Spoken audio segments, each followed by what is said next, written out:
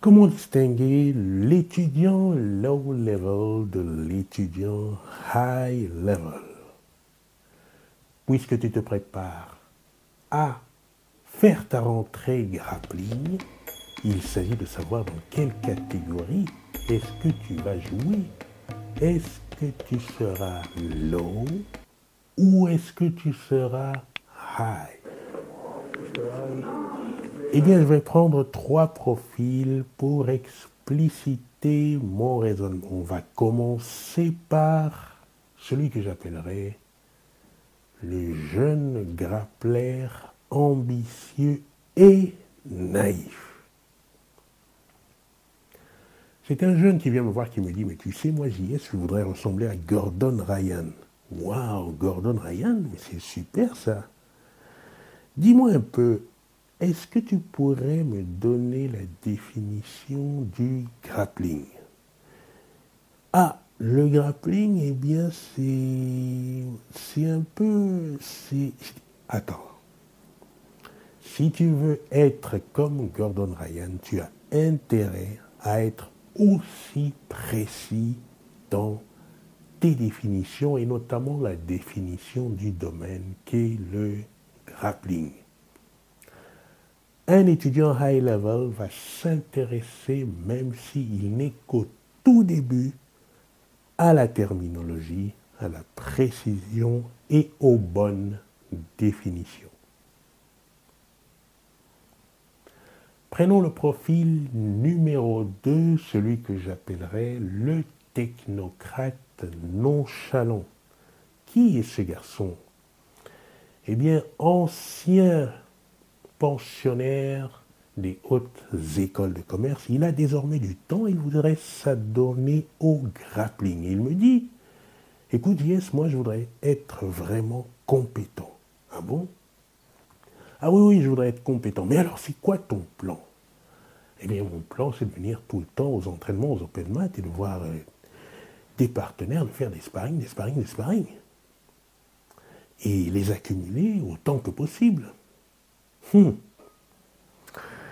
Écoute, c'est quelque chose qui semble intéressant, mais sache que au high level, on a besoin d'un plan précis avec au moins de mini-objectifs qui soient atteignables, mesurables, accessibles.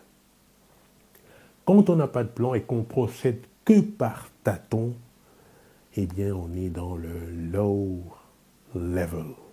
L'exemple numéro 3, le profil numéro 3, c'est ce jeune combattant amateur qui se prédestine au MMA tout en n'ayant fait aucun sport de combat auparavant. Il me dit, moi je vais tout casser, je vais les écraser, je vais accumuler les combats, c'est tout ce qui m'intéresse. Ça alors, mentalement tu es vraiment un combattant. Mais quand on entame le MMA, il faut aussi avoir un bon répertoire technique. On ne peut pas juste se contenter d'aller en guerre sans vraiment préparer son armurerie. Il dit, mais écoute, moi, de toute façon, dans ce domaine-là, je ne suis pas très bon, je vais simplement l'éviter et je vais me consacrer au domaine où je suis bon. Je dis, écoute, ça semble intéressant, mais ça ne pourrait pas être une stratégie à moyen et long terme parce que éviter les endroits où tu es lacunaire, ça ne va que pouvoir te rattraper à un moment donné au fur et à mesure que tu monteras de niveau. Donc, plutôt que de favoriser des sparring, tu devrais favoriser l'étude. La différence entre le high level débutant et le low level débutant, c'est que le low va miser tout sur les sparring, aller en compétition sans savoir rien faire, alors que le high level va miser sur l'apprentissage et technique, se sentir suffisamment outillé pour aborder les compétitions, en tout cas au niveau où il se sentira à l'aise. Low level, high level, c'est un état d'esprit avant tout.